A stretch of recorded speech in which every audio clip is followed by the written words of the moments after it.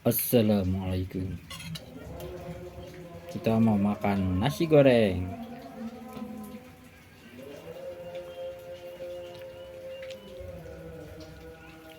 Nasi goreng ini dari bumbu racik. Lupa mereknya apa.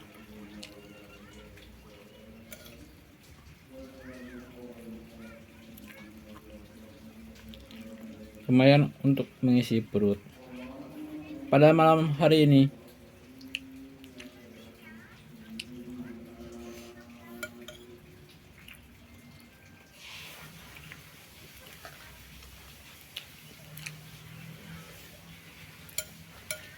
apakah dirimu sudah makan? Makannya apa?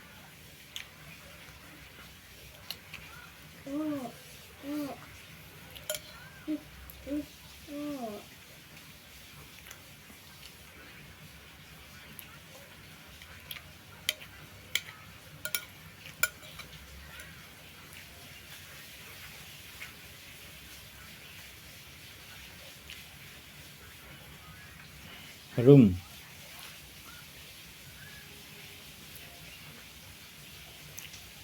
Panasnya nempel ke sendok. Panas.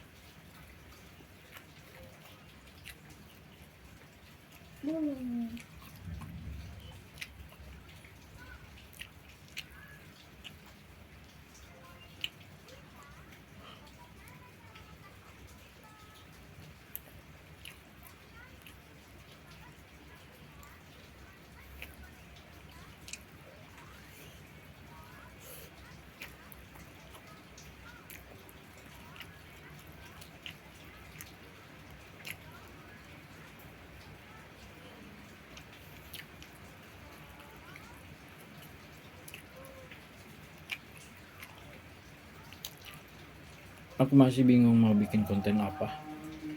Kita isi pakai konten makan aja.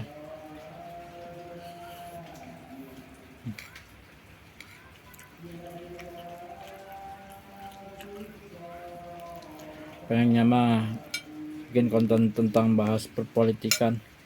Cuma malesnya itu aja. Lu mau pilih mana? Kayaknya gua golput. Sebab 2019 gua trauma, malah harus pilih di kampung sebelah. Ya masih satu RW tapi beda RT. Dan gua waktu itu lagi asik nunggu giliran nyoblos. Gua diusir dari tempat duduk gue oleh ibu-ibu. Gua nggak kenal sih, nggak paham muka. Gua kan kuper, nggak gaul, kira masyarakat boleh disebut begitu. Mungkin ibu ini merasa dirinya seorang istri tokoh masyarakat. Kan gua gak kenal, cuman gua pindah dengan merasa jengkel. Gua pindah tempat duduk dengan merasa kesal. Sebab gua duluan yang duduk di situ. Dia tiba-tiba datang, tiba-tiba ngusir.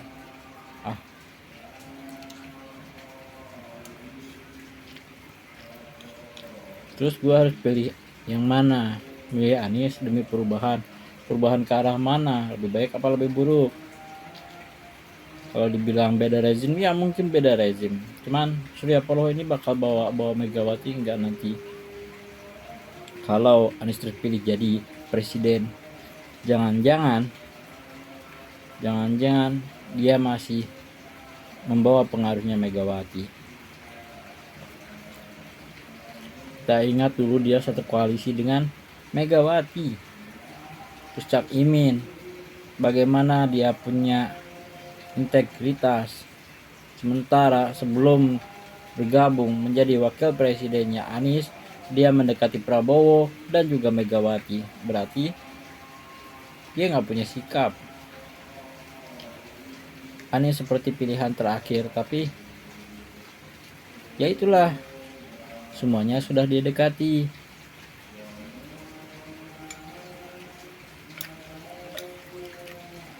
Justru Anies yang terakhir, itu pun yang rekrut Surya Paloh, bukan Anies Baswedan. Pak Prabowo Kalau Prabowo nggak usah dibahas lah, dia itu bikin Gibran jadi cawapresnya ya supaya menang.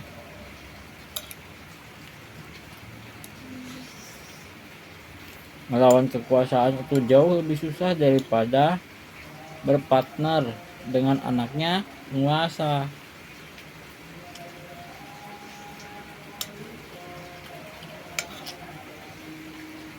Kalau Ganjar dari awal juga dia sudah menyampaikan dirinya petugas partai. Cuma nampaknya pilih Ganjar maupun Prabowo bakal sama saja, rezimnya akan itu-itu saja. Buktinya Jokowi itu tidak dipecat oleh Megawati, padahal Gibran sudah jadi cawapresnya Prabowo.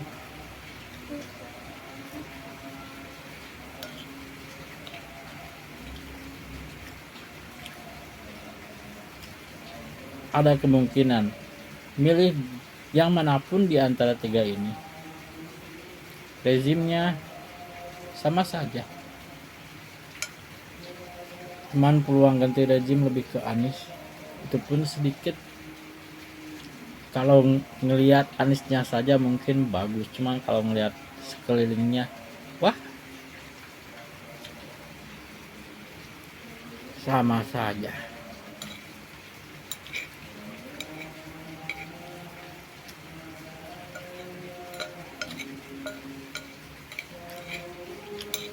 Oh,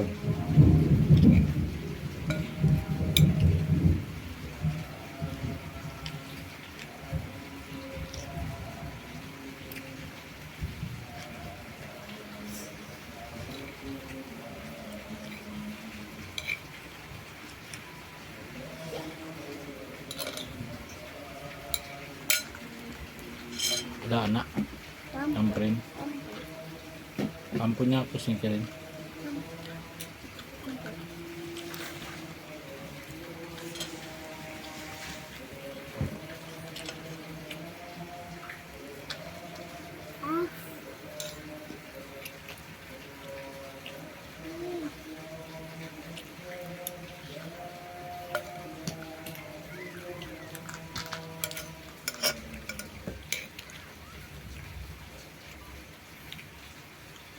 Bagian kotak suara kita dipastikan bakal kardus lagi.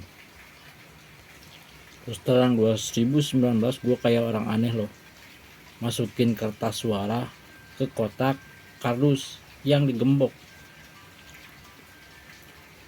Masa kita lakukan itu lagi? Apalagi kan banyak sekali orang yang merasa dicurangi. Maka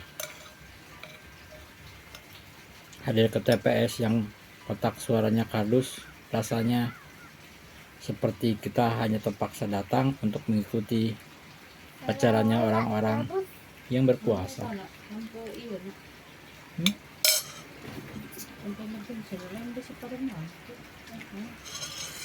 Oh, cas lagi aja.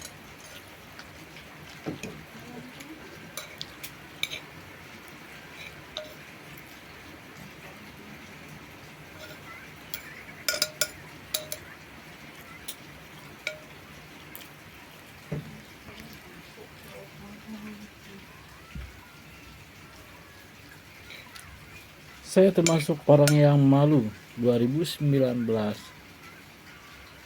pilih Prabowo dan berkata kesana sini saya pilih Prabowo, saya suka Prabowo, Prabowo pilihan ulama. Wow, ternyata Prabowo-nya malah join ke Jokowi jadi menteri. Dan satu orang lagi dari Gerindra, saya lupa namanya. Orang itu gak lama jadi menteri langsung ditangkap KPK.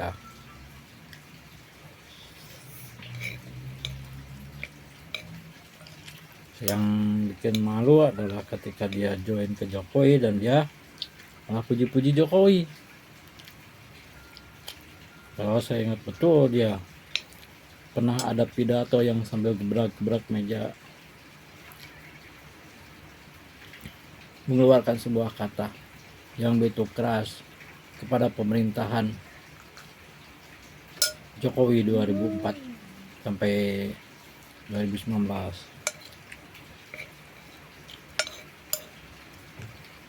Intinya saya kehilangan semangat buat nyoblos.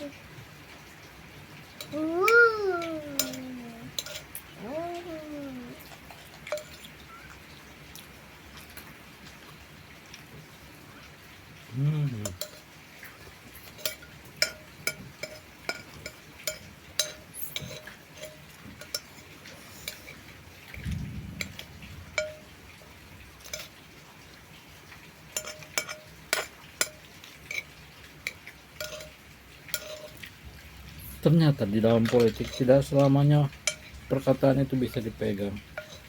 Benar, musuh besoknya bisa jadi lawan, lawan besok bisa jadi musuh. Tapi kalau sudah dekat dengan ulama atau dirinya sendiri seorang ulama, seharusnya tidak seperti itu. A ya A, B ya B, yang hak ya hak, yang batil yang batil. Tidak boleh dicampur aduk atau bahkan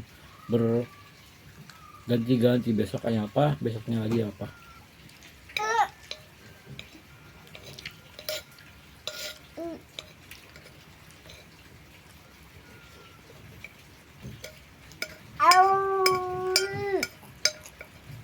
Saya sempat ngefans sama orang yang namanya Yusri Ihza Mahendra. Tentu sebelum ia jadi pengacaranya Jokowi. Saya juga pernah ngefans sama Ali Mokhtar Ngabalin. Tentu sebelum dia jadi juru bicaranya presiden.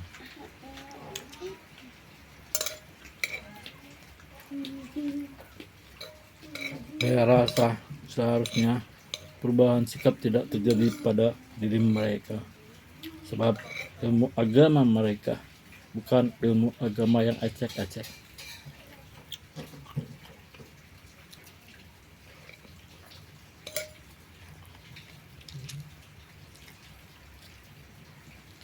Tidak mungkin orang seperti saya lebih pintar dari Ali Mokhtar Ngabalin, dan tidak mungkin lebih pintar daripada Yusril Iza Mahendra. Cuman perubahan sikap mereka bisa menipu orang-orang bodoh seperti kita.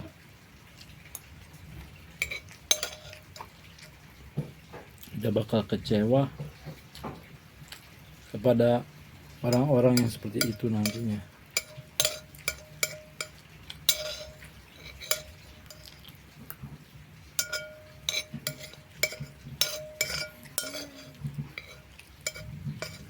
Seharusnya dari ketiga calon itu ada orang yang ingin membuka kembali kasus-kasus pelanggaran HAM di masa lampau secara rinci.